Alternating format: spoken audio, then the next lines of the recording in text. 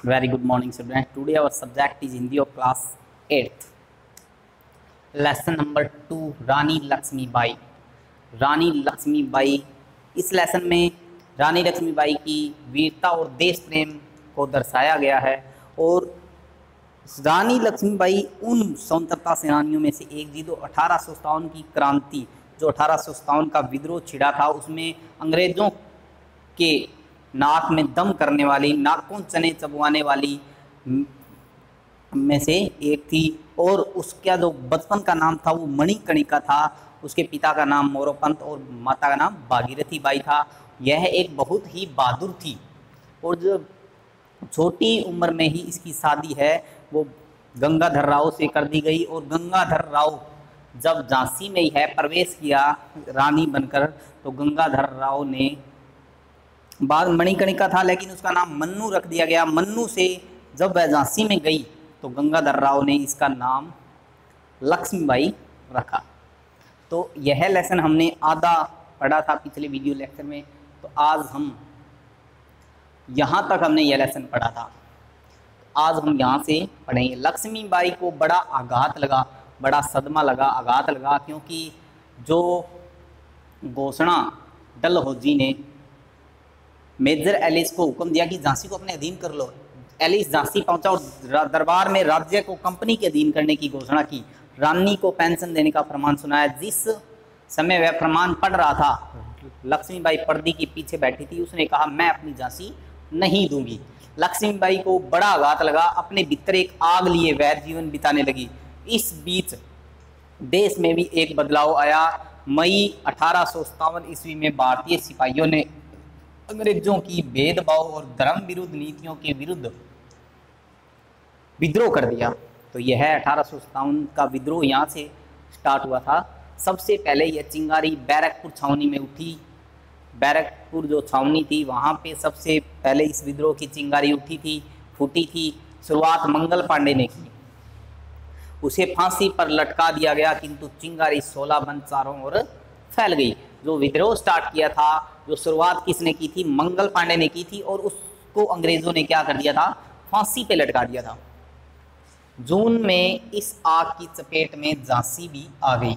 ऐसे आते आते मई जून में जो झांसी थी वो भी इसकी चपेट में आ गई। सैनिकों ने अंग्रेज अफसरों को मार कर किले को अपने कब्जे में ले लिया।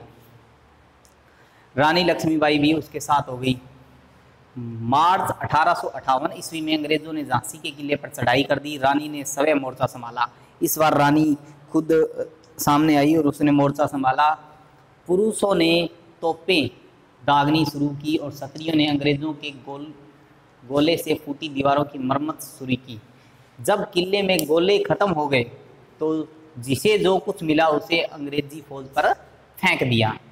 अतंत अंग्रेज किले में आ घुसे, लेकिन रानी घोड़े पर सवार कुछ बहादुर सैनिकों के साथ अंग्रेजी सेना को चीरती हुई किले से निकल गई। तो यहाँ से जो जीते जी अंग्रेजों के हाथ नहीं आई, रानी बहुत ही वीर थी और जो जीते जी अंग्रेजों के हाथ नहीं आई, तो यहाँ पे जब अंग्रेज किले में घुस गए तो अपने बहादुर सैनिकों के साथ अंग्रेजी सेना को चीरती हुई किले से बाहर निकल गई। लेफ्टिनेंट वॉकर ने रानी का पीछा किया, लेकिन घायल होकर उसे भागना पड़ा। घोड़े पर सवार रानी अपने पुत्र को अपने साथ लिए सैकड़ों मील सफर कर कालपी आ गई। यहाँ उसकी भेंट तात्या टोपे और नाना साहब के भाई राव साहब और अन्य क्रांतिकारियों से हुई। सब ने मिलजुल कर लड़ाई जारी रखने का फैसला किया। इस बीच तात्या टोपे की मदद से इन लोगों ने ग्वालियर पर अधिकार कर लिया।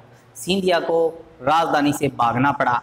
चूँकि सिंधिया अंग्रेजों के सहायक थे, इसलिए अंग्रेजी सेना दौड़ आई। 17 जून 1858 ईस्वी को रानी और अंग्रेजी सेना का आमना सामना हुआ। भीषण लड़ाई हुई। मर्दानी वेश में, सिर पर सफ़ेद पगड़ी बांधे, अपने घोड़े पर सवार तलवार लिए रानी जिधर निकल जाती कोहराम मच जाता। कि इतनी तेज धार तलवार से वह जब भी निकलती थी, अपनी तेज धार तलवार से चारों तरफ कोहराम मचा देती थी। अपने घोड़े पर सवार तलवार लिए रानी जिधर निकल जाती कोहराम मच जाता। इस दौरान मुंदरी बाई छाया की की तरह उनके साथ रहती। इसी समय रानी का घोड़ा घायल हो गया, दूसरा घोड़ा लाया गया। रानी अपने वफादार सैनिकों के साथ दिन भर लड़ती रही। अब उनके पास कुछ ही सैनिक बचे थे। रानी ने निश्चय किया कि वह या तो अंग्रेजों को हरा देगी या उनकी सेना को चीरकर निकल जाएगी। उसने भीषण मारकाट मचाई और देखते ही देखते अपनी सखियों और कुछ सैनिकों के साथ अपने गोद लिए बेटे दामोदर राव के साथ निकल गई। उसने बहुत ही तेज चीर मारकाट मचा दी और उसने यह तय कर लिया या तो वह अंग्रेजों को हरा देगी या यहाँ से चीर कर निकल जाएगी। अंग्रेज सेनापति स्मिथ ने अपने सैनिकों को रानी का पीछा करने और जिंदा या मुर्दा पकड़ लाने को हुक्म दिया। सिपाहियों ने पीछा किया। रानी ने अपना घोड़ा सोनरेखा नाले की ओर बढ़ाया। वह नाला पार ही करने वाली थी कि पीछे से एक चीख सुनाई दी। उसने मुड़कर देखा कि एक अंग्रेज सैनिक ने उनकी सखी मुंदरी बाई को घायल कर दिया। रानी पलटी और एक ही बार में अंग्रेज का काम तमाम कर दिया। उनके सिर से बहता खून उनके चेहरे पर आने लगा। रानी ने घोड़े को एक एड़ लगाकर नाला पार करना चाहा, किंतु घोड़ा अड़ गया। शत्रुओं ने रानी को घेर लिया। खून से सनी रानी लड़ने लगी कि एक शत्रु सैनिक ने उसके सीने में किर्च भोंक दी। किर्च मतलब बाला, जो बाला है उसके सीने में उतार दिया। रानी बेहोश हो घोड़े की गर्दन पर गिर पड़ी। इतने में घोड़ा नाला लांग गया और भागता हुआ एक सन्यासी की झोपड़ी के पास पहुंचा। वहां मौजूद अपने चंद साथियों से रानी ने कहा कि वे मेरी लाश भी अंग्रेजों को न छूने दें। सन्यासी ने रानी को पानी पिलाया और रानी की जीवन लीला समाप्त हो गई। अंग्रेज सिपाहियों के आने से पहले ही सन्यासी रामचंद्र राव ने रानी का दाह संस्कार कर दिया। रानी को अंग्रेज न जिंदा पकड़ सके न मुर्दा। उनके हाथ लगी मुट्ठी भर राख। तो रानी का एक सपना था, सौपन था कि वह जिंदा अंग्रेजों के हाथ नहीं आएगी।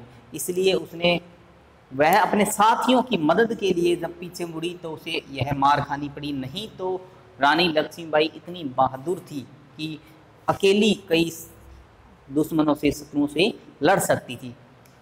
तो लास्ट में क्या होता है कि वह अंग्रेजों को न तो जिंदा हाथ आई ना मुर्दा। तो यह कहानी, जो लेखक है इस कहानी का, वो कौन है? शोभा रानी सिन्हा। तो वर्ड मीनिंग्स हैं इस लेसन के कुछ। विद्रोह, दवेश, गुलाम सेवक, बचपन, बाल्यावस्था, सुशील, नरम, सहन, झेलना, आघात, ठोकर, हुक्म, आदेश देना, मुर्दा, मरा हुआ, जुल्म, अत्याचार, दाह संस्कार, जला देना, सन्यासी, त्यागी, समाप्त, खत्म करना, मौजूद, उपस्थित, कोहराम, शोर मचाना, फरमान, संदेश, विरुद्ध, विपरीत। तो इसके कुछ वर्ड मीनिंग्स हैं जो आपको राइट करने, कॉपी पे और लर्न करने हैं। तो आज का हमारा जो पढ़ने का लेसन है वो समाप्त हो चुका है। Thank you.